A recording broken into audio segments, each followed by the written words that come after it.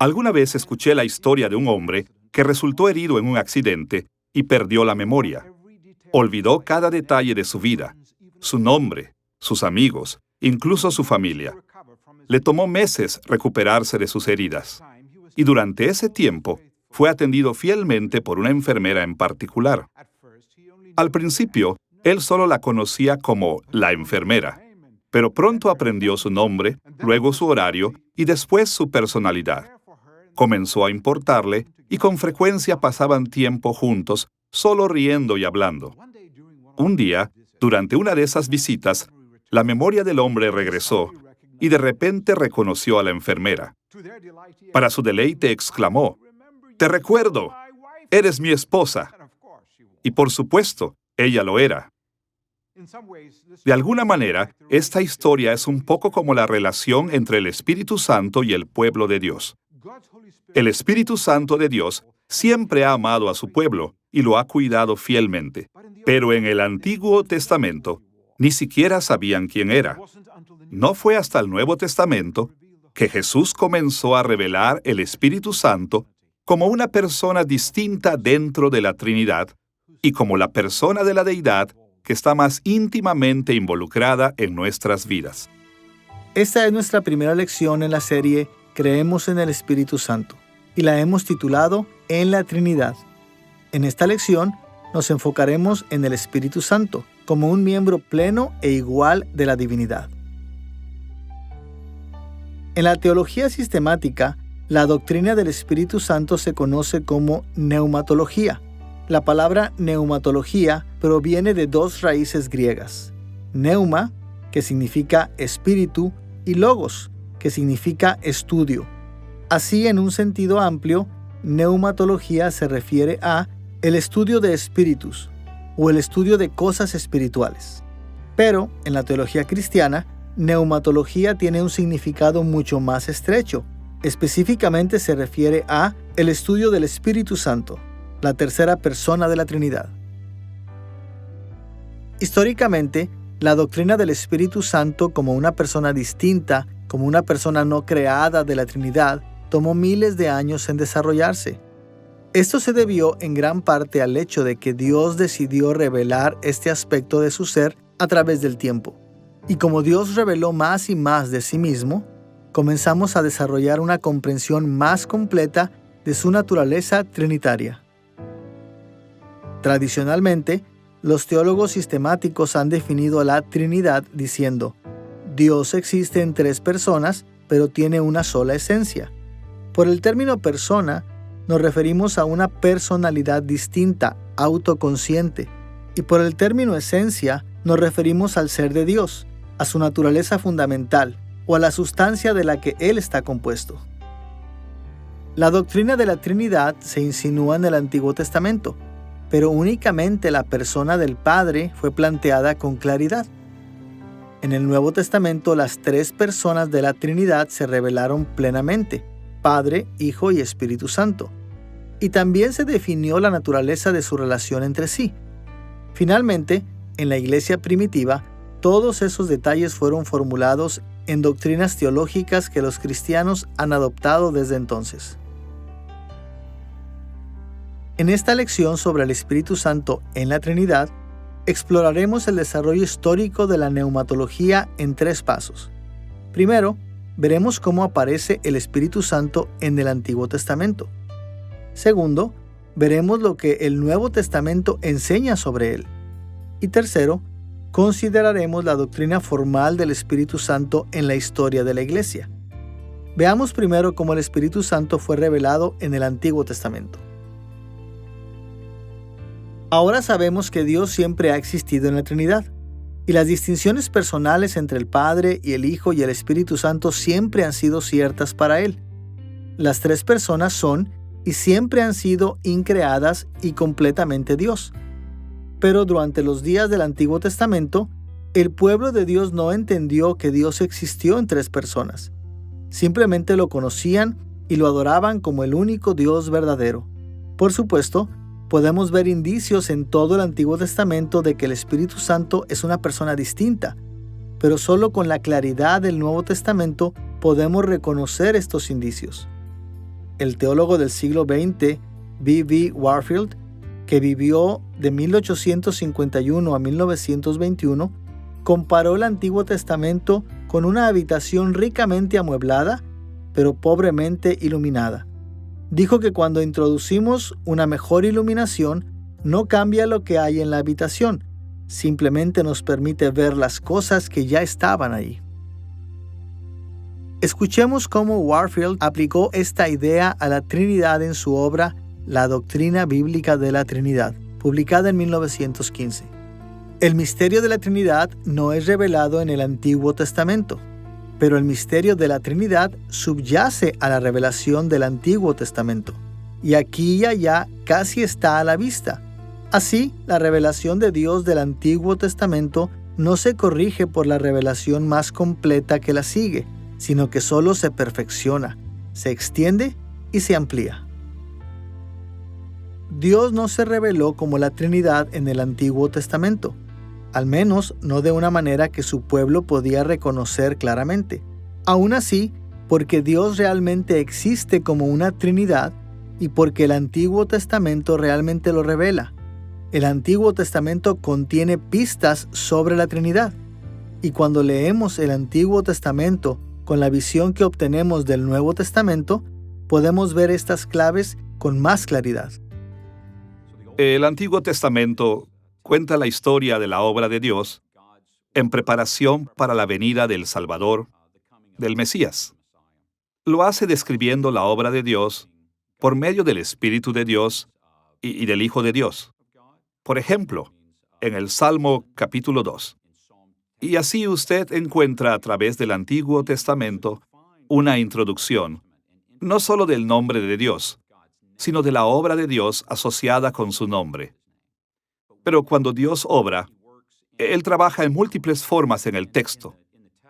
El lenguaje de Dios es múltiple, en donde hay más de una identificación de cómo se está realizando esta obra, ya sea por medio de su Hijo, o por medio de su palabra en el Salmo 33, o por medio de su Espíritu. Introduce la idea de que hay varias personas en la divinidad, sin tener que ser explícito al respecto.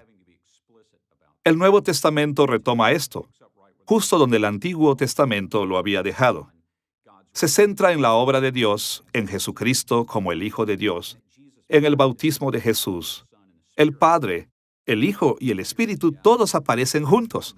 Por lo tanto, no hay un modalismo donde estos son solo nombres que se atribuyen a la misma persona o al mismo individuo. El Padre, el Hijo y el Espíritu son personas distintas.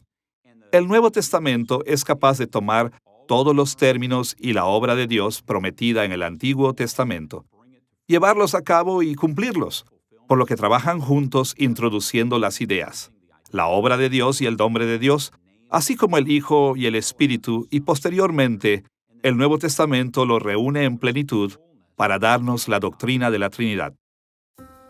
Hay muchas maneras de investigar al Espíritu Santo en el Antiguo Testamento, pero para nuestros propósitos nos centraremos en las referencias del Antiguo Testamento al Espíritu de Dios y en cómo esas referencias indican la divinidad o deidad del Espíritu y su personalidad. Veamos primero algunas referencias del Antiguo Testamento al Espíritu de Dios. El Antiguo Testamento usa varios nombres para el Espíritu de Dios, incluyendo Espíritu Santo, Espíritu de Dios, Espíritu del Señor, y a veces, cuando Dios está hablando, mi Espíritu.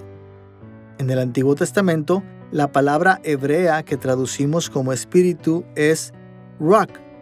En términos generales, Ruach puede referirse a una variedad de cosas. Puede ser el viento o el aliento. En los animales, puede ser el principio de vida que los anima. En los seres humanos, nuestro Ruach es a menudo nuestra alma inmortal. Ruach también puede referirse a espíritus que no tienen cuerpos materiales. Pero cuando se refiere a Dios, generalmente es un sinónimo de Dios mismo, o se refiere a una presencia personal y compromiso activo con la creación. En los nombres Espíritu de Dios, mi Espíritu y el Espíritu del Señor, Ruach se combina con un nombre o pronombre para Dios, indicando que el Espíritu de Dios está asociado con Dios de alguna manera, o que en realidad es Dios. Y el nombre del Antiguo Testamento, Espíritu Santo, se une a Ruach con la palabra hebrea Kodesh, que significa santidad. La Kodesh de Dios, o santidad, es su desapego, o su separación, su calidad de ser diferente de su creación. Incluye cosas como su absoluta pureza moral, así como el esplendor de su apariencia. La misma palabra también se refleja en otros nombres para Dios, como el Santo, como vemos en lugares como Segunda de Reyes capítulo 19 versículo 22, Isaías capítulo 30 versículos 11 al 15 y Oseas capítulo 11 versículos 9 al 12. Puede ser tentador para los cristianos pensar que estos nombres del Antiguo Testamento se refieren directamente a la tercera persona de la Trinidad. Pero debemos recordar que Dios no explicó su existencia en tres personas hasta el Nuevo Testamento. Así, en el Antiguo Testamento, estos nombres se refieren a Dios, sin distinguir claramente entre sus personas. Aún así, estos nombres ayudaron a preparar al pueblo de Dios para aprender sobre la Trinidad en el Nuevo Testamento. Y, a la luz de la enseñanza del Nuevo Testamento, los teólogos han aplicado comúnmente estas referencias a la naturaleza y a la obra del Espíritu Santo. Habiendo visto algunos nombres del Antiguo Testamento para el Espíritu de Dios, veamos cómo esos nombres demuestran la divinidad o deidad del Espíritu. Cuando hablamos de la divinidad o deidad del Espíritu Santo, tenemos en mente que el Espíritu es realmente el Dios increado y no simplemente uno de los agentes de Dios. Como hemos dicho, las referencias del Antiguo Testamento al Espíritu de Dios a veces identifican a Dios mismo y a veces describen su compromiso con la creación, pero en ambos casos apuntan a su divinidad eterna e increada. Consideraremos 4 características del Espíritu de Dios del Antiguo Testamento, que apuntan a su divinidad, comenzando con referencias que equiparan al Espíritu con Dios mismo. Veamos primero un pasaje escrito por el profeta Isaías. Después de describir las formas en que Dios había salvado y redimido a Israel, Isaías criticó la forma en que Israel había respondido a Dios. Escuchemos lo que escribió en Isaías capítulo 63, versículo 10. Mas ellos fueron rebeldes, e hicieron enojar su Santo Espíritu, por lo cual se les volvió enemigo, y él mismo peleó contra ellos. Isaías aplicó el nombre Espíritu Santo a Dios mismo, probablemente para enfatizar que la santidad de Dios fue lo que le hizo ofenderse por su pecado. Esto es similar a la aflicción del Espíritu Santo que Pablo advirtió en Efesios capítulo 4, versículo 30, y en respuesta, Dios castigó a su pueblo luchando contra ellos. Y escuchemos cómo Isaías continuó en el capítulo 63, versículos 11 al 14. Pero se acordó de los días antiguos, de Moisés y de su pueblo, diciendo: ¿Dónde está el que les hizo subir del mar? El que puso en medio de él su Santo Espíritu, el que los guió por la diestra de Moisés con el brazo de su gloria, el que dividió las aguas delante de ellos, haciéndose así nombre perpetuo, el que los condujo por los abismos. El Espíritu de Jehová los pastoreó. Así pastoreaste a tu pueblo, para hacerte nombre glorioso. Isaías se refirió a los milagros que Dios había realizado cuando rescató a Israel de Egipto. Estos incluían la división del Mar Rojo, permitiendo a los israelitas cruzar ilesos y ahogar al ejército de Faraón. Estos milagros también están registrados en Éxodo capítulos 14 y 15. En Éxodo capítulo 15, versículos 3 al 6, Moisés escribió: Jehová es varón de guerra, Jehová es su nombre. Echó en el mar los carros de Faraón y su ejército. Tu diestra, oh Jehová, ha sido magnificada en poder. Tu diestra, oh Jehová, ha quebrantado al enemigo. Aquí está claro que el Señor mismo realizó estas obras. Así que cuando Isaías las atribuyó al Espíritu Santo de Dios, y al Espíritu del Señor en Isaías capítulo 63, él intentó que su público original interpretara estos nombres como nombres para Dios mismo. Además, cuando Moisés habló de la diestra de Dios ganando la victoria, estaba usando un lenguaje metafórico que comparaba a Dios con un guerrero humano. Y su punto era que Dios mismo había entrado directamente y ganado la batalla. De la misma manera, cuando Isaías más tarde equiparó el Espíritu Santo de Dios al brazo de Dios, él quiso decir que Dios mismo estaba invisible como un guerrero que luchaba en nombre de su pueblo. Algo similar es a menudo cierto acerca del nombre Espíritu de Dios. Por ejemplo, en Génesis capítulo 1 versículo 2, el Espíritu de Dios flotó sobre las aguas en la creación. En Job capítulo 33 versículo 4, el Espíritu de Dios es el creador de los seres humanos. Y en Salmos capítulo 106 versículos 32 y 33, Él es Dios, el Señor, contra el cual los israelitas se rebelaron y murmuraron en Meribá. En estos y muchos otros lugares, el contexto identifica o equipara al Espíritu de Dios con Dios mismo. A través de las actividades del Espíritu Santo que leemos en el Antiguo Testamento, estamos seguros de que Él es Dios. Por ejemplo, su papel en la creación. En Génesis capítulo 1, Moisés nunca escribió que el Espíritu Santo fue creado. Por el contrario, dijo que el Espíritu de Dios estaba flotando sobre las aguas. La idea aquí es que estaba abrazando la creación como un pájaro abraza a sus polluelos, y estaba dando vida y poder a la creación. La misma idea se encuentra en el Salmo 104 cuando dice, «Envías tu Espíritu, son creados». El Espíritu Santo tiene la capacidad de crear.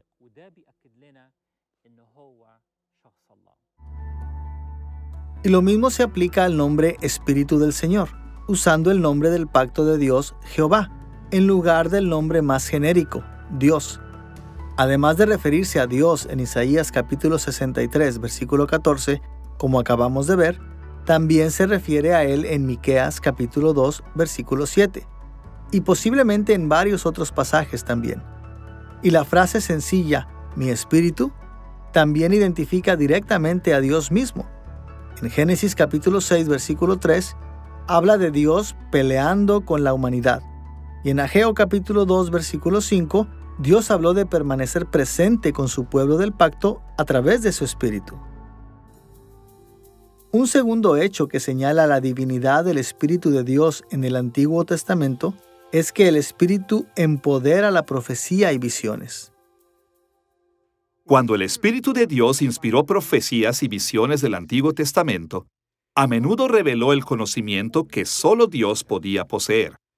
Y Él también delegó autoridad a los profetas para hablar en nombre de Dios. Y en algunos casos, el Espíritu de Dios incluso controló los espíritus de los profetas humanos de maneras espectaculares, muy similares al don de profecía del Espíritu Santo en el Nuevo Testamento. En todas estas situaciones, es razonable concluir que el Espíritu de Dios era realmente Dios mismo. La autoridad y el poder divinos del Espíritu son demostrados de esta manera en 1 Samuel capítulo 19 versículos 20 al 24, donde Saúl y sus hombres recibieron temporalmente el don de la profecía. También es evidente en 2 de Crónicas capítulo 24 versículo 20, donde el profeta Zacarías estaba facultado para hablar las palabras de Dios en su nombre. Y también se manifiesta en Ezequiel capítulo 11 versículo 24, donde el Espíritu de Dios dio a Ezequiel una visión profética. Pero uno de los movimientos más dramáticos del Espíritu de Dios le sucedió al malvado profeta Balaam en el libro de Números. En Números capítulos 22 al 24, Balaam estaba dispuesto a maldecir a Israel en nombre de su enemigo Balac, rey de Moab. Pero Balaam admitió que solo podía maldecir a Israel si el Señor lo permitía. Y contrariamente a las intenciones de Balac y Balaam, las únicas profecías que Balaam pudo cumplir eran bendiciones para Israel. Dios abrumó de tal manera a Balaam que el profeta era incapaz de decir algo que Dios no había ordenado. En Números capítulo 24, versículos 2 al 4, encontramos este registro del encuentro de Balaam con el Espíritu de Dios. Y levantó Balaam sus ojos y vio a Israel acampado por tribus. Y vino sobre él el Espíritu de Dios, y comenzando su profecía dijo: Oráculo de Balaam, hijo de Beor, y oráculo del hombre de ojos abiertos, oráculo del que escucha las palabras de Dios, del que ve la visión del Todopoderoso, caído, pero con los ojos descubiertos. El Espíritu de Dios proveyó a Balaam las palabras de Dios y la visión del Todopoderoso. Esto explicó por qué Balaam falló en maldecir a Israel. Dios mismo proporcionó las palabras que Balaam fue obligado a hablar. Como el Espíritu de Dios, el Espíritu del Señor también fue fuente de profecías, indicando que este nombre también podía referirse directamente a Dios. En Números capítulo 11, versículo 29, Moisés reveló que el Espíritu del Señor era la fuente de su propio don profético, así como de los dones de otros profetas israelitas. En Ezequiel capítulo 11, versículo 5, el Espíritu del Señor puso las palabras de Dios en la boca del profeta Ezequiel. Y las últimas palabras de David antes de su muerte comparan directamente el Espíritu del Señor con el mismo Dios de Israel. Escuchemos lo que dijo David en 2 de Samuel capítulo 23, versículos 2 y 3. El Espíritu del Señor habló por mí, y su palabra estuvo en mi lengua. Dijo el Dios de Israel, me habló la roca de Israel. Aquí el paralelismo de la poesía de David sugiere que el Espíritu del Señor y el Dios de Israel son uno y el mismo. Finalmente, Dios mismo usó el nombre Mi Espíritu para describir el derramamiento del don espiritual de profecía sobre todo su pueblo durante los últimos días. En Joel capítulo 2, versículos 28 y 29, Dios dijo: Derramaré mi espíritu sobre toda carne, y profetizarán vuestros hijos y vuestras hijas.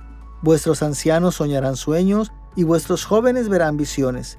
Y también sobre los siervos y sobre las siervas derramaré mi espíritu en aquellos días. En Hechos capítulo 2, versículos 1 al 29, el apóstol Pedro enseñó que esta profecía se cumplió cuando Dios derramó el Espíritu Santo en la iglesia en Pentecostés. En otras palabras, la referencia del Antiguo Testamento de Joel al Espíritu de Dios se refiere en última instancia a la persona del Espíritu Santo. Una vez más, esto no significa que la profecía de Joel declaró explícitamente la existencia de la tercera persona de la Trinidad, pero sí significa que el Espíritu en la profecía de Joel no era otro que Dios mismo. La tercera característica del Antiguo Testamento que apunta a la divinidad o deidad del Espíritu de Dios es que Él impartió habilidad especial y conocimiento para seleccionar a los seres humanos. En el Antiguo Testamento, el Espíritu de Dios sobrenaturalmente dotó a ciertos seres humanos para que desempeñaran tareas ministeriales. Por ejemplo, en Éxodo capítulo 31, versículo 3 y capítulo 35, versículo 31, Dios llenó a los artesanos Bezalel y Aholiab con su espíritu para que pudieran elaborar el tabernáculo y sus muebles. La idea era que Dios los bendecía personalmente con habilidades y conocimientos mejorados para asegurarse de que su trabajo le agradaría. Esto era particularmente importante porque, según Éxodo capítulo 25, versículos 9 y 40, los artesanos debían modelar el tabernáculo terrenal imitando al celestial. Por lo tanto, tenían que tener suficiente habilidad y conocimiento de todas las artes necesarias para completar esta tarea, como trabajar el metal, la madera, cortar la piedra, bordado, arte y cualquier otra manualidad necesaria para construir el tabernáculo. Un paralelo a este tipo de dones se puede ver en los dones espirituales que el Espíritu Santo proveyó a la iglesia en el Nuevo Testamento, como en Romanos capítulo 12, Primera de Corintios capítulo 12 y Efesios capítulo 4. Y así como los dones son provistos por el Espíritu Santo divino en el Nuevo Testamento, también fueron provistos por el Espíritu Divino de Dios en el Antiguo Testamento. La cuarta manera de ver la divinidad o deidad del Espíritu de Dios en el Antiguo Testamento está en la unción y empoderamiento del espíritu de los reyes y otros líderes entre el pueblo del pacto de Dios. Cuando el Espíritu de Dios ungió reyes, actuó como soberano o gran emperador del pacto para delegar autoridad a un rey vasallo o sirviente. En la estructura del pacto, Dios mismo gobernó sobre todo, y Él nombró reyes menores para gobernar porciones de su reino en su favor. Por lo tanto, Saúl y David eran reyes sobre Israel, la nación al servicio de Dios. Ellos gobernaban en nombre de Dios y estaban completamente bajo su autoridad. Por eso, en Primera de Crónicas capítulo 29, versículo 23, se habla del trono de David como el trono del Señor. Así, cuando el Espíritu de Dios ungió reyes, estaba ejerciendo la autoridad que pertenecía a Dios mismo. Y esto indica que el Espíritu era Dios. La mayoría de las referencias del Antiguo Testamento a este tipo de unción y dones se refieren al Espíritu como el Espíritu del Señor, utilizando su nombre del pacto Jehová. Esto probablemente fue para enfatizar el carácter de la relación de pacto de estos oficios, los cuales reportaron directamente a Dios como su soberano. Un ejemplo de esto se puede encontrar en el traslado de esta unción del primer rey de Israel, Saúl, a su sucesor David. Como leemos en 1 de Samuel capítulo 16, versículos 13 y 14. Samuel tomó el cuerno del aceite y lo ungió a David en medio de sus hermanos. Y desde aquel día en adelante, el Espíritu de Jehová vino sobre David. El Espíritu de Jehová se apartó de Saúl. David recibió el Espíritu Santo cuando fue ungido como rey, aunque aún no había ascendido al trono de Israel. Del mismo modo, Saúl perdió la bendición sobrenatural y el don del Espíritu Santo, aunque todavía gobernaba como rey. Más tarde, después de que David pecó con Betsabé, David temió que le ocurriera lo mismo. Así, en Salmo 51, versículo 11, pidió mantener el Espíritu Santo de Dios. No estaba pidiendo mantener el trono. Esperaba poder mantenerlo tal como Saúl lo había mantenido incluso cuando pecó. En su lugar, David pidió mantener la poderosa presencia de Dios que le permitió llevar a cabo la voluntad real de Dios. El Nuevo Testamento ilumina la actividad del Espíritu en el relato del bautismo y la unción de Jesús para su oficio de Mesías o Cristo. Este relato está registrado en Mateo capítulo 3, versículos 14 al 17, Marcos capítulo 1, versículos 9 al 11 y en Lucas capítulo 3, versículos 21 y 22. En todos estos relatos, el bautismo de Jesús lo preparó para el ministerio. El Espíritu Santo descendió sobre él corporalmente en forma de paloma, y el Padre habló desde el cielo para confirmar que estaba complacido con Jesús. Sin duda, el Espíritu de Dios en el bautismo de Jesús es la tercera persona de la Trinidad. Y esto nos ayuda a ver que el mismo Espíritu Santo realizó la misma función en el Antiguo Testamento. Por supuesto, las audiencias originales del Antiguo Testamento no habrían interpretado que esto significaba que el Espíritu del Señor era una persona distinta dentro de la deidad. Sin embargo, deberían haber sido capaces de ver que cuando el Espíritu ungía y daba dones a la gente, significaba que Dios mismo estaba interactuando con el mundo. Vemos esto en la unción de Saúl, en 1 de Samuel capítulo 10, versículo 6, y en el don de David para gobernar como rey, en Isaías capítulo 11, versículo 2. También es evidente en los dones de Miqueas para su cargo de profeta, en Miqueas capítulo 3, versículo 8, y el Espíritu del Señor nombró y facultó a los jueces de Israel en todo el libro de Jueces. Él vino sobre Otoniel en capítulo 3, versículo 10, Gedeón en capítulo 6, versículo 34, Jefté en capítulo 11, versículo 29, y Sansón en capítulo 13, versículo 25, capítulo 14, versículos 6 y 19, y capítulo 15, versículo 14. El Antiguo Testamento sugiere que el Espíritu es Dios sin nombrarlo explícitamente. Cuando leemos en Génesis capítulo 1, versículo 2, tenemos al Espíritu de Elohim flotando sobre las aguas o la creación. Esto parece ambiguo, pero en el Salmo 104 el salmista dice que el Espíritu es el que da vida a la creación. Posteriormente pasamos a Ezequiel 36, un extraño pasaje dentro de la promesa de Dios de un nuevo pacto. Dios dice a su pueblo: voy a poner mi espíritu en ti y voy a moverte para que quieras seguir y hacer mis decretos. Lo que esto significa es que el espíritu en ellos va a crear una nueva clase de personas que no se inclinan hacia la desobediencia, sino hacia la obediencia.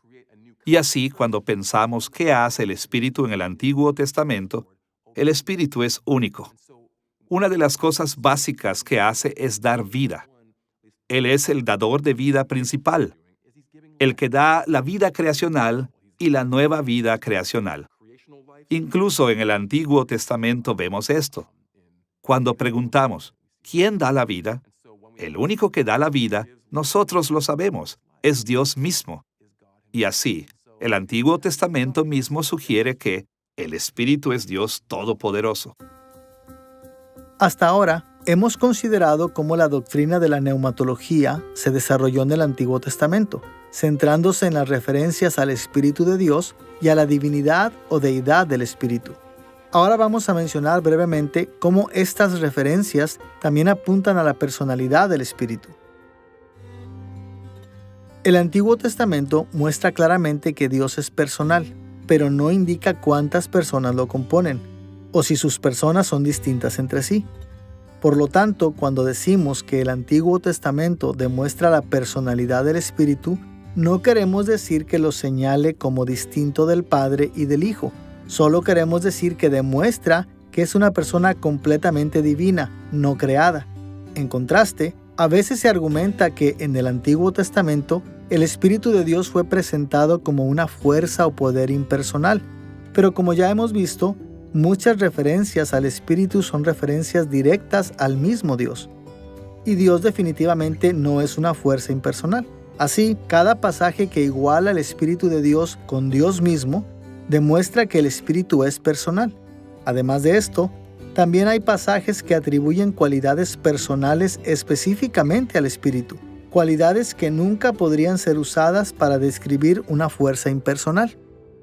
Cuando el Antiguo Testamento usa el lenguaje del Espíritu, generalmente es en el contexto de la presencia de Dios y del poder de Dios.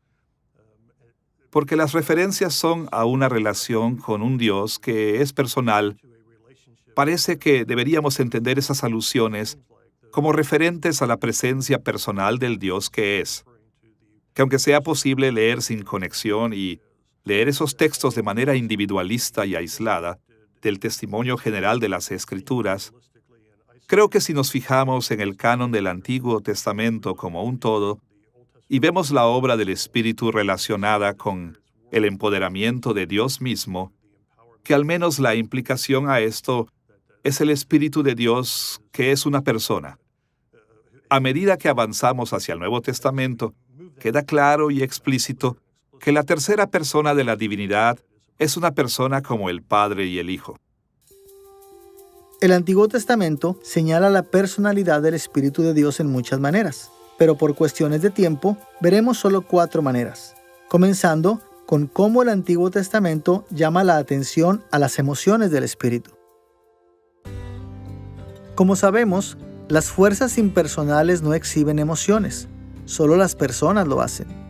En nuestras propias vidas experimentamos dolor, ira, alegría y muchas otras emociones. Y las Escrituras describen al Espíritu Santo de manera similar. Por ejemplo, Isaías escribió que la rebelión de Israel contra Dios entristeció al Espíritu Santo. Escuchemos nuevamente lo que Isaías escribió en Isaías capítulo 63, versículo 10. Mas ellos fueron rebeldes e hicieron enojar su Santo Espíritu, por lo cual se les volvió enemigo y él mismo peleó contra ellos. Del mismo modo, versículos como Miqueas capítulo 2, versículo 7, plantean la posibilidad de que el Espíritu del Señor puede estar enojado. Segundo, vemos la personalidad del Espíritu en pasajes que hablan de él participando activamente y relacionándose con la humanidad. Por ejemplo, en la historia del diluvio de los días de Noé, Génesis capítulo 6, versículo 3, habla del Espíritu de Dios contendiendo o luchando contra la humanidad. Esta contienda era personal porque implicaba evaluar y responder inteligentemente al pecado de la humanidad. Incluso puede haber una sugerencia de que el Espíritu de Dios inundó el mundo solo después de que su paciencia se había agotado. Las fuerzas impersonales no contienden con nosotros, no responden con inteligencia, ni demuestran paciencia. Para que el Espíritu realice estas cosas, Él tenía que ser una persona. Tercero, la personalidad del Espíritu se demuestra por la respuesta de la gente a su autoridad. Como un ejemplo, Éxodo capítulo 17, versículos 1 al 7, registra la rebelión del pueblo en las aguas de Meribá. En este relato, el pueblo se quejó con Moisés de que no había agua para beber, y pusieron al Señor a prueba. Salmo 106, versículo 33, recuerda este mismo acontecimiento diciendo que el pueblo se rebeló contra el Espíritu de Dios. Ahora, por supuesto, la gente puede rebelarse contra leyes e instituciones impersonales. Pero cuando el Salmo 106 dice que el pueblo se rebeló contra el Espíritu de Dios, significa que se rebelaron contra el Señor que tenía autoridad sobre ellos, no solo contra sus reglas.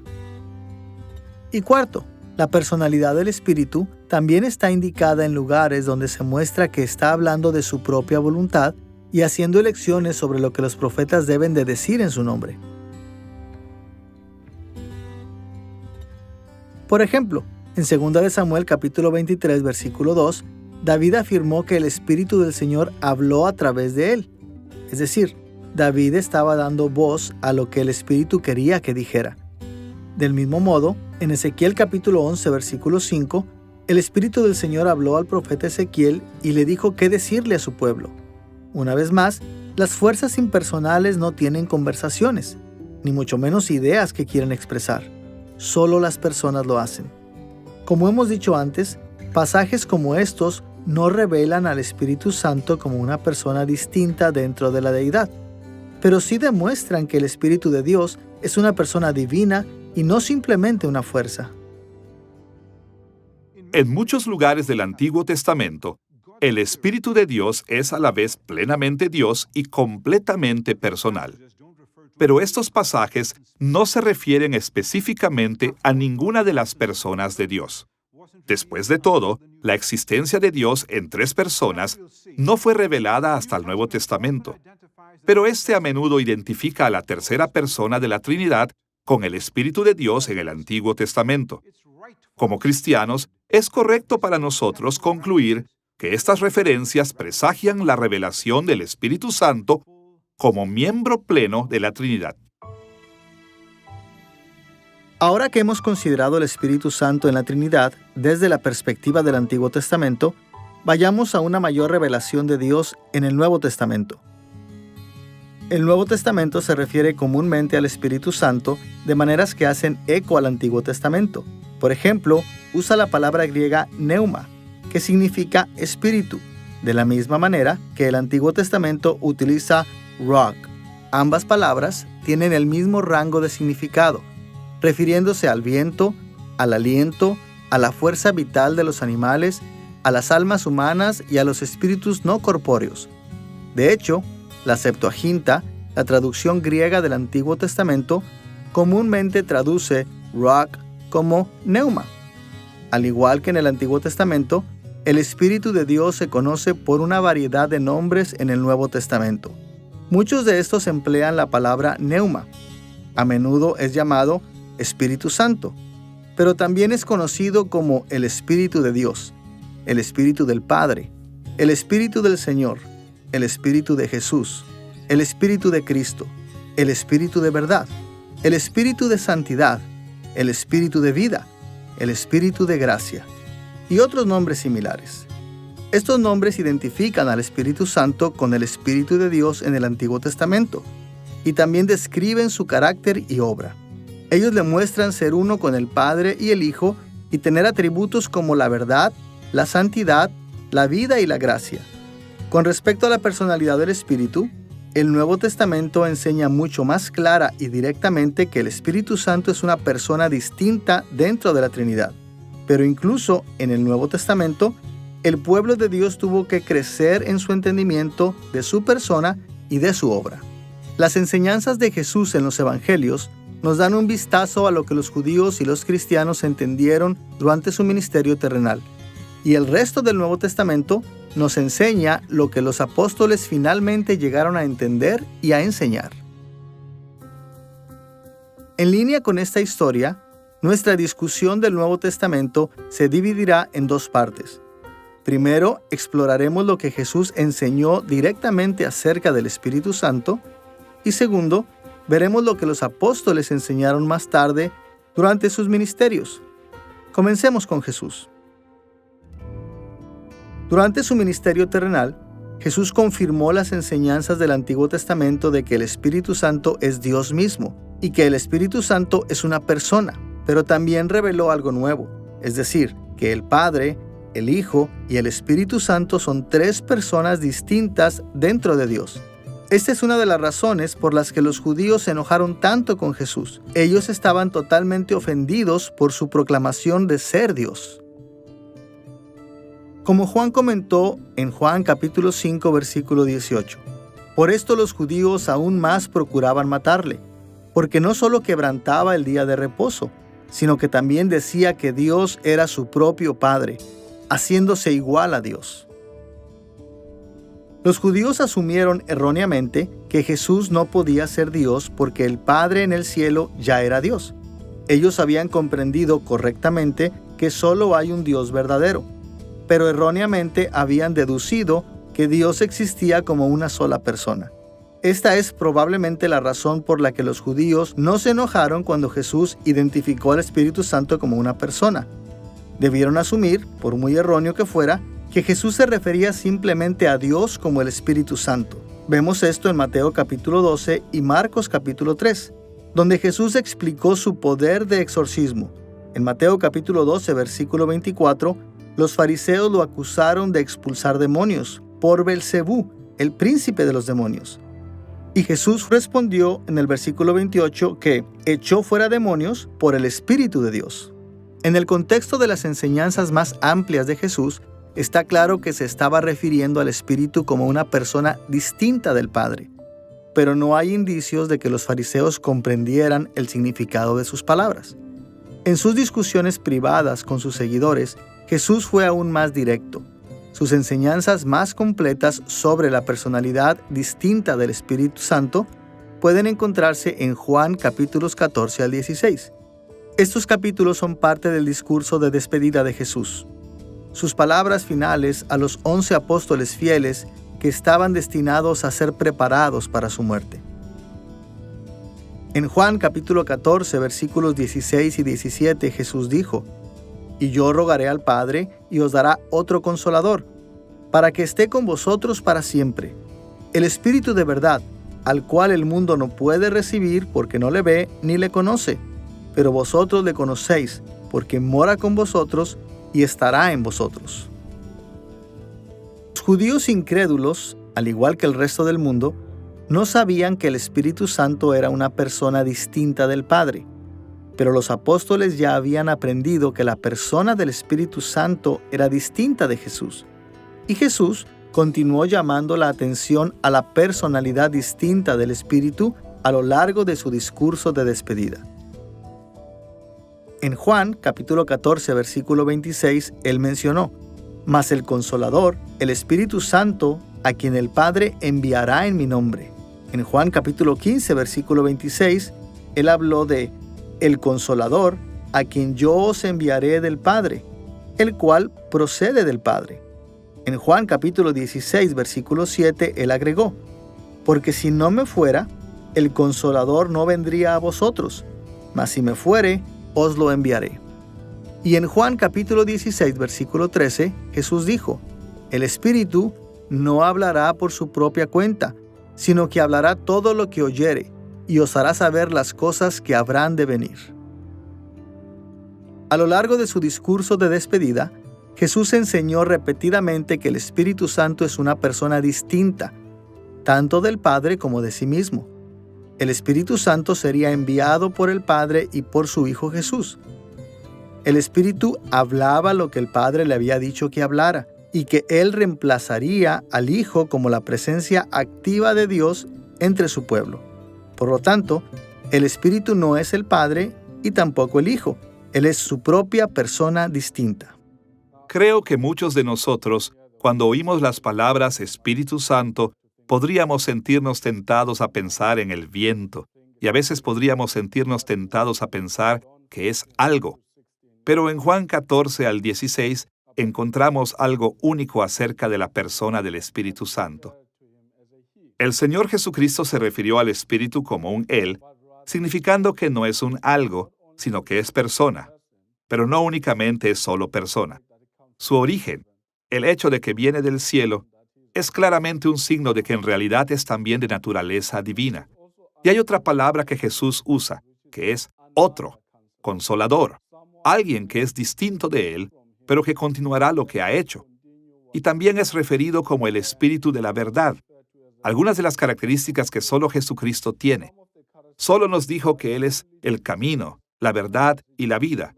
Por lo tanto, el Espíritu Santo es distinto en persona, pero tiene la misma sustancia que el Señor Jesucristo, en cuanto a que es el Espíritu de la verdad, así como el Señor Jesucristo es la verdad.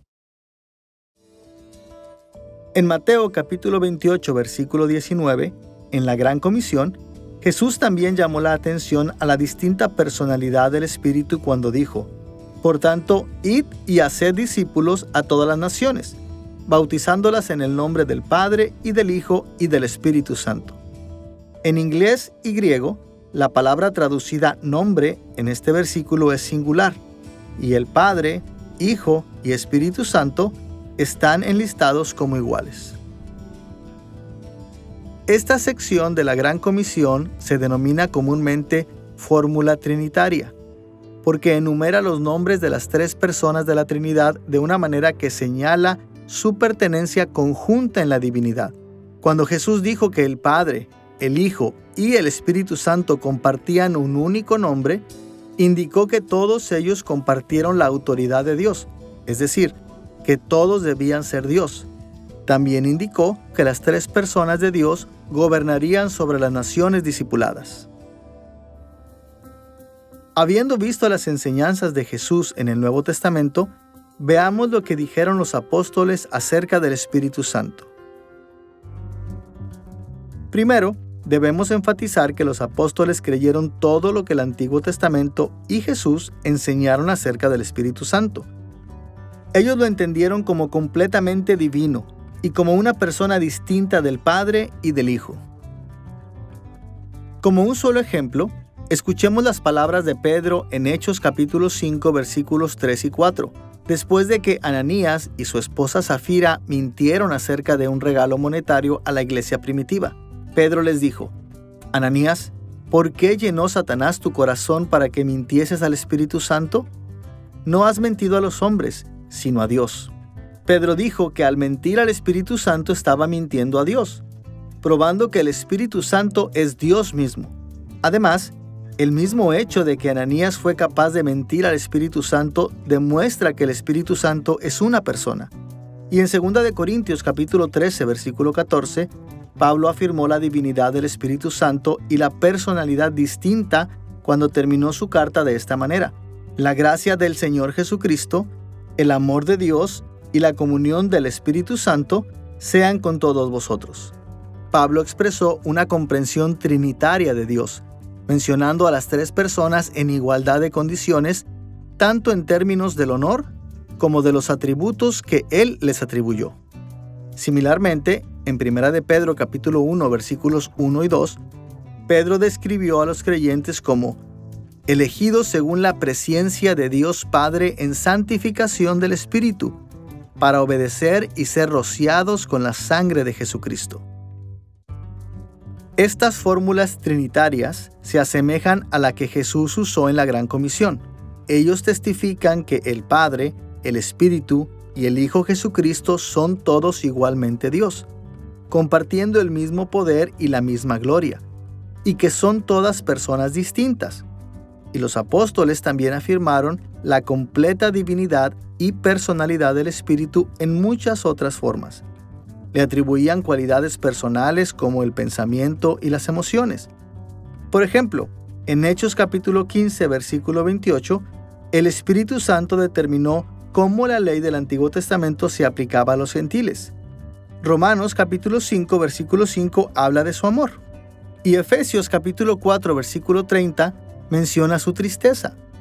Los apóstoles también hablaron de él realizando acciones intencionales, como interceder por la iglesia en Romanos capítulo 8, versículos 26 y 27, y distribuir los dones según su propia voluntad, en 1 Corintios capítulo 12, versículo 11. Y hablaron de sus atributos divinos incomunicables, atributos que solo Dios puede poseer.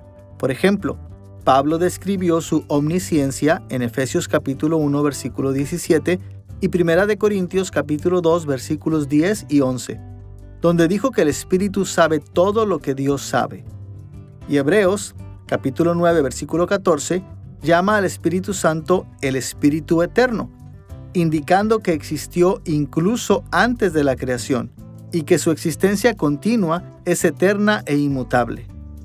Pero una de las formas más frecuentes en que los apóstoles testificaron al Espíritu Santo como miembro de la Trinidad fue atribuirle la inspiración y autoría de las Escrituras del Antiguo Testamento. En Hechos capítulo 1, versículo 16, Pedro se refirió a la Escritura en que el Espíritu Santo habló antes por boca de David. En Hechos capítulo 28, versículos 25, Pablo dijo: bien habló el Espíritu Santo por medio del profeta Isaías a nuestros padres.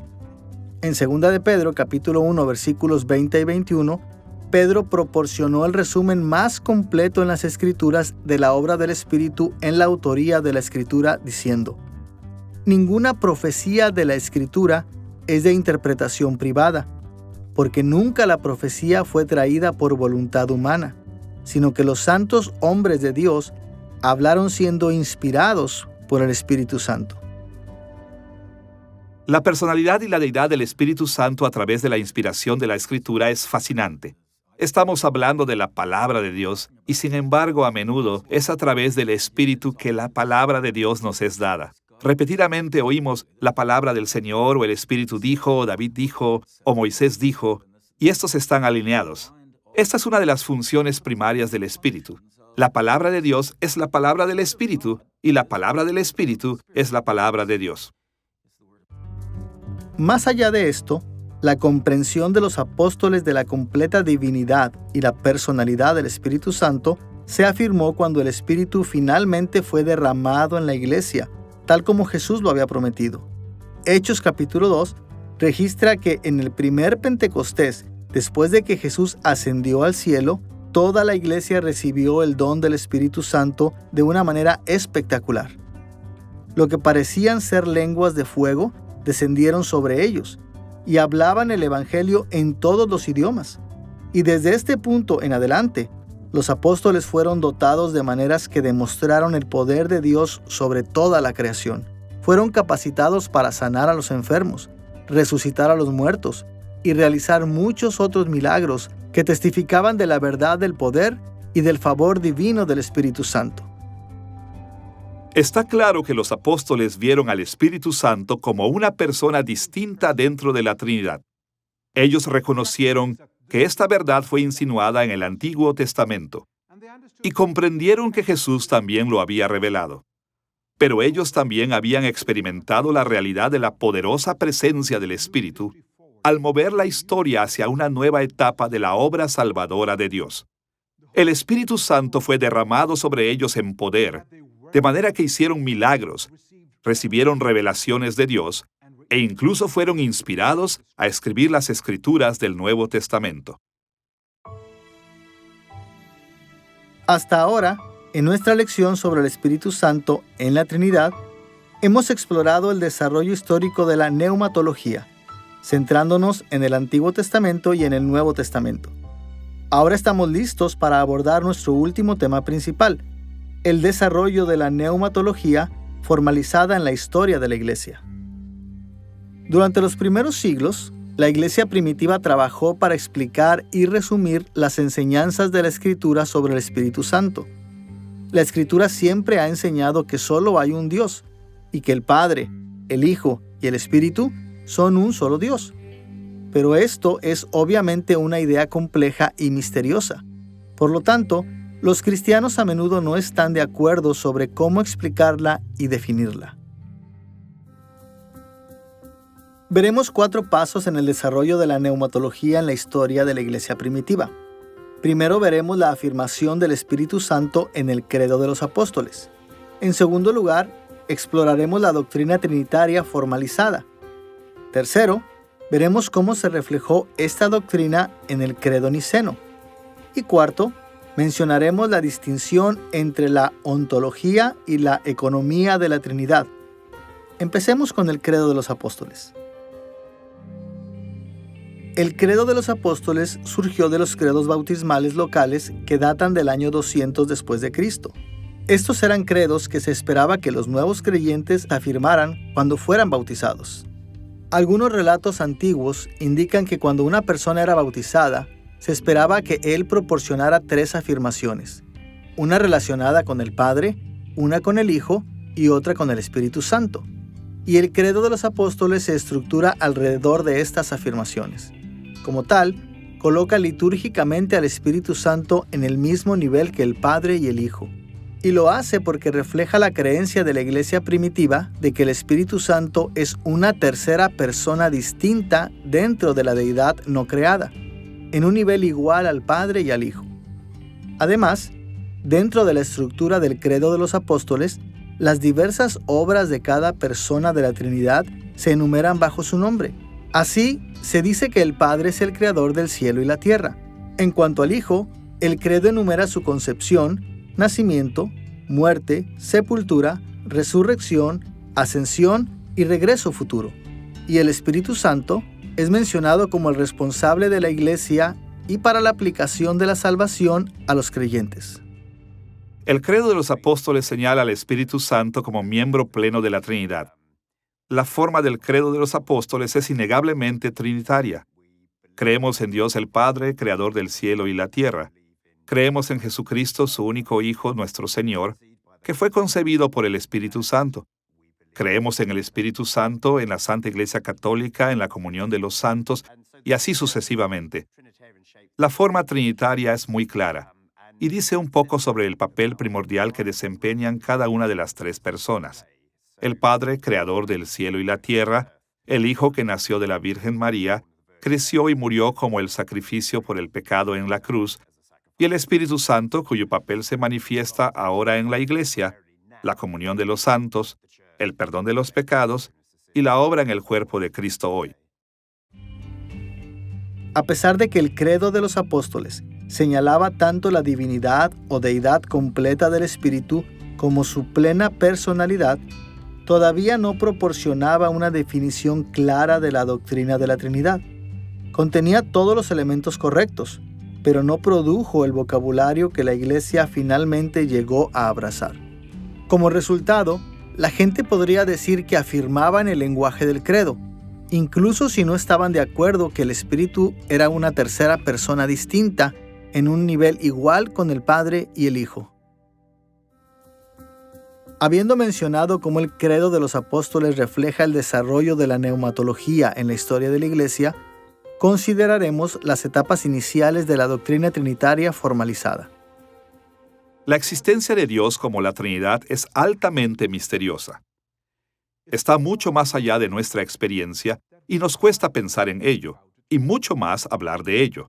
Así que, para que la Iglesia primitiva discutiera sus creencias acerca de Dios, les fue útil encontrar formas consistentes de hablar de Él. Y gran parte del trabajo de la Iglesia primitiva en esta área se benefició del trabajo del antiguo teólogo Tertuliano. Tertuliano era un escritor cristiano prolífico que vivió alrededor de los años 155 al 230 después de Cristo. Utilizó y popularizó el término latino Trinitas como una forma de referirse a las enseñanzas bíblicas de que Dios existe como Padre, Hijo y Espíritu Santo. Trinitas puede traducirse tres o triada, pero cuando se refiere a la divinidad, lo traducimos como Trinidad. Tertuliano también usó la palabra latina persona, que se traduce persona, para referirse a las distintas personas del Padre, Hijo y Espíritu Santo. Y utilizó el latín substantia, que significa sustancia o esencia, para referirse al ser de Dios, que el Padre, el Hijo y el Espíritu Santo comparten en común.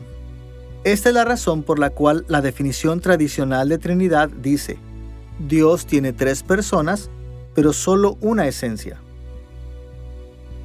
Por supuesto, la Iglesia no alcanzó esta comprensión de la Trinidad sin dificultad, y en las conversaciones que condujeron a esta definición, el Espíritu Santo estaba a menudo en el centro del debate. Había algunos, como el teólogo del siglo IV Eustacio de Sebaste, que erróneamente creían que el Espíritu Santo no era el Dios autoexistente, ni tampoco un ser creado. E incluso, los credos de la Iglesia no proporcionaron muchos detalles que se esperaban que todos los cristianos afirmaran. Por ejemplo, el credo de los apóstoles simplemente dijo: yo creo en el Espíritu Santo. Y el original credo niceno, escrito en el año 325 después de Cristo por el primer concilio de Nicea, simplemente dijo: creemos en el Espíritu Santo. Como resultado de esta falta de claridad, hubo muchos argumentos sobre los detalles de la doctrina trinitaria. De hecho, se puso tan mal que durante el reinado del emperador romano Constancio II y durante un corto tiempo después de su muerte, muchos en la Iglesia realmente rechazaron el trinitarianismo, al menos en la forma en que lo conocemos hoy.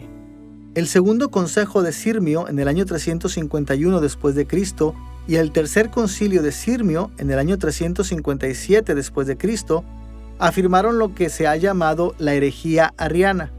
Esta enseñanza niega la plena pertenencia del Hijo a la divinidad y niega que el Hijo fuera de la misma esencia o sustancia que el Padre.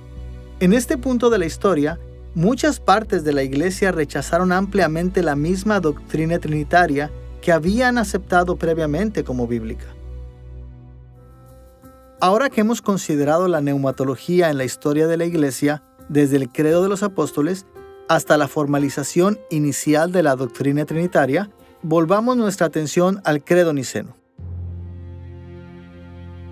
Como ya hemos mencionado, el original credo niceno, escrito en el año 325 después de Cristo, dijo muy poco acerca del Espíritu Santo, pero a la luz de las controversias que surgieron, se celebró otro concilio para debatir y resolver las cuestiones sobre la Trinidad. En el año 381 después de Cristo, se reunió el primer concilio de Constantinopla. Rechazaron las herejías arrianas y defendieron el entendimiento niceno de la Trinidad. También revisaron y expandieron el credo niceno para que ya no pudiera ser afirmado por arianos y otros que negaban la existencia eterna de Dios como tres personas distintas e increadas en una esencia. Con respecto al Espíritu Santo, el credo niceno se expandió para decir: creemos en el Espíritu Santo, Señor y dador de vida, que procede del Padre y del Hijo, que con el Padre y el Hijo recibe una misma adoración y gloria, y que habló por los profetas. Esta versión del credo también es conocido como el credo niceno-constantinopolitano, esto con el fin de distinguirlo del credo niceno original. Es probable que este mayor énfasis en el Espíritu Santo fue motivado, al menos en parte, por la obra de Basilio de Cesarea, quien vivió alrededor del año 330 a 379 después de Cristo. El libro de Basilio, titulado De Espíritu Sancto o El Espíritu Santo, tuvo una gran influencia en refutar las creencias de personas como Eustacio, que se negó a reconocer la deidad completa del Espíritu Santo. Basilio también señaló que como el Espíritu Santo era Dios, merecía ser adorado. Las referencias amplias al Espíritu en el credo niceno constituían una forma de adoración desde que el credo se convirtió en parte de la liturgia de la Iglesia, pero también ayudaron a dirigir a la Iglesia de manera más amplia para centrarse en la adoración del Espíritu en el resto de su liturgia y oraciones. Hubo una interesante disputa sobre la adoración del Espíritu Santo en el siglo IV. En su libro sobre el Espíritu Santo, Basilio de Cesarea nos dice que hubo dos liturgias que fueron usadas en su iglesia. La primera liturgia fue la alabanza al Padre a través del Hijo en el Espíritu. Una segunda liturgia fue la alabanza al Padre con el Hijo junto con el Espíritu. Algunos que tenían una orientación arriana objetaron a esta liturgia porque realmente no creyeron que el Espíritu Santo era divino. Pero si, como nos enseña la Escritura, tenemos buenas razones para creer que el Espíritu Santo es divino, entonces es apropiado que le expresemos adoración, doxología y alabemos su verdadera naturaleza. Hasta ahora, hemos considerado el desarrollo de la neumatología en la historia de la Iglesia primitiva en términos del credo de los apóstoles, formalizando la doctrina trinitaria y el credo niceno. Ahora vamos a abordar la distinción entre la ontología y la economía de la Trinidad. A medida que la historia de la Iglesia avanzaba, los teólogos finalmente llegaron a entender la Trinidad desde dos perspectivas diferentes. Comenzaron a hablar tanto de la Trinidad ontológica como de la Trinidad económica. La palabra ontológica se refiere al ser y a la existencia. Así, el término teológico Trinidad ontológica tiene que ver con la existencia del Padre, Hijo y Espíritu Santo dentro de la Trinidad. Desde esta perspectiva, el Espíritu Santo es igual en poder y gloria al Padre y al Hijo, y comparte con ellos todos los atributos divinos de Dios.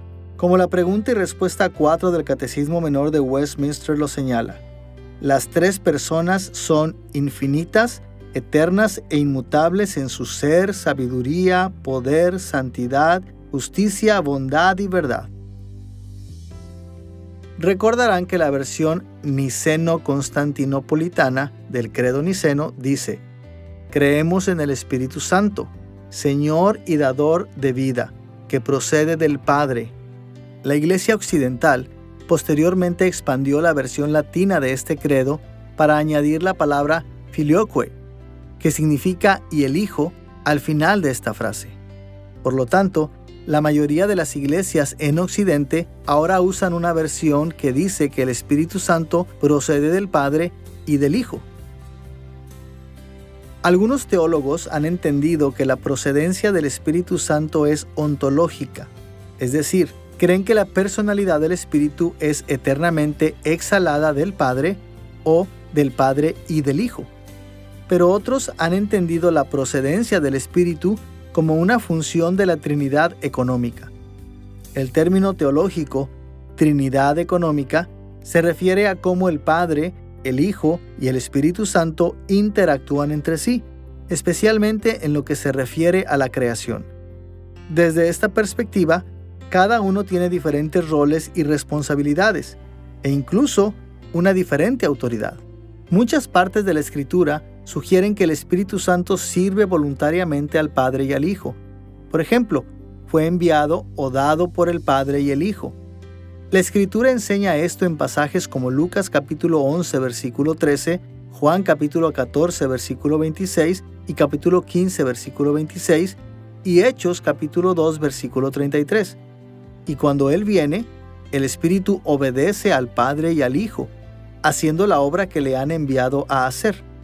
Aprendemos de esto en lugares como Juan capítulo 16, versículo 13, Romanos capítulo 8, versículo 11 y Primera de Pedro capítulo 1, versículo 2.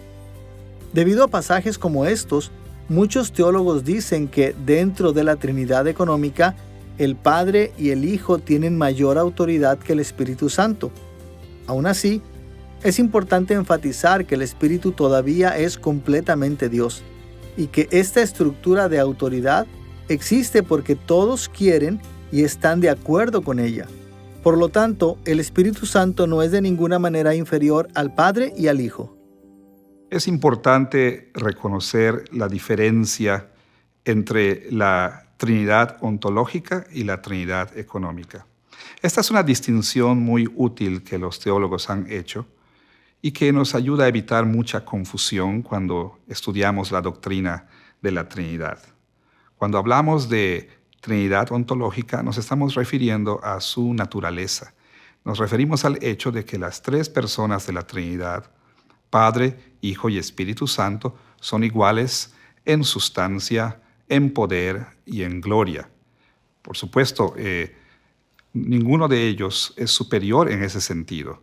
El Padre es Dios, el Hijo es Dios, el Espíritu Santo es Dios. Pudiéramos decirlo así: el Padre es 100% Dios, el Hijo es 100% Dios, el Espíritu Santo es 100% Dios.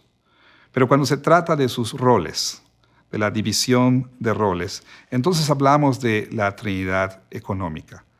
Queremos decir con eso que la Biblia nos enseña que a pesar de que son iguales los tres, como hemos dicho, en sustancia, poder y gloria, cuando se trata de sus diferentes trabajos o roles, vemos en las Escrituras que el Padre es quien tiene el rol en la salvación. Él es el que elige para salvación. El Hijo es aquel que también realiza la obra de redención al morir por nosotros, y el Espíritu Santo es quien aplica la obra de redención. Cuando hablamos de la Trinidad económica, vemos también esa subordinación que hay del Hijo al Padre y del Espíritu Santo al Hijo y al Padre. Eso no quiere decir que el Hijo es menor que el Padre en el sentido ontológico, que el Espíritu Santo es menor en ese sentido, sino que por mutuo acuerdo, pudiéramos decir, ellos voluntariamente se someten a la autoridad del Padre.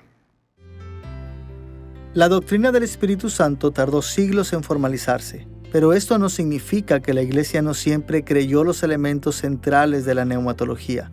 Después de todo, la Iglesia en todas las edades ha abrazado las Escrituras, y las Escrituras claramente enseñan que el Espíritu Santo es una persona completamente divina, un miembro igual de la deidad.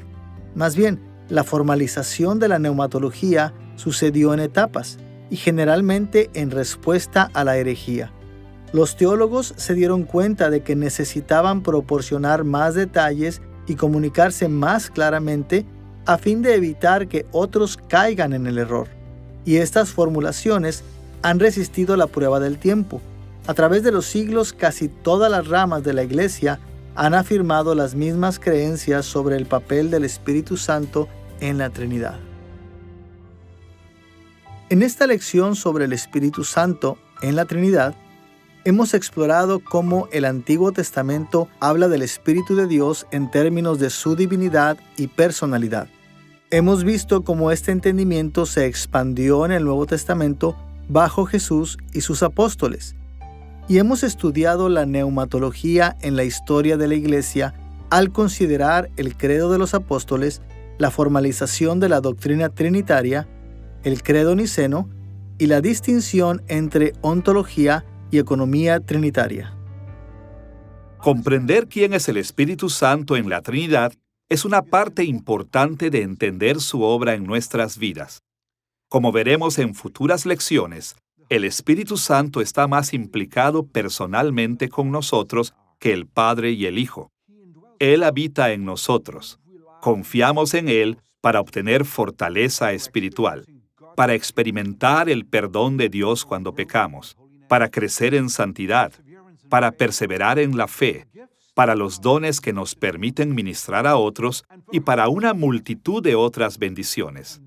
Y sabiendo que Él vive en nosotros, es el Espíritu personal y plenamente divino de nuestro Padre, de nuestro Señor y Salvador, nos ayuda a apreciar su ministerio y a cooperar con la obra que está haciendo en nuestras vidas.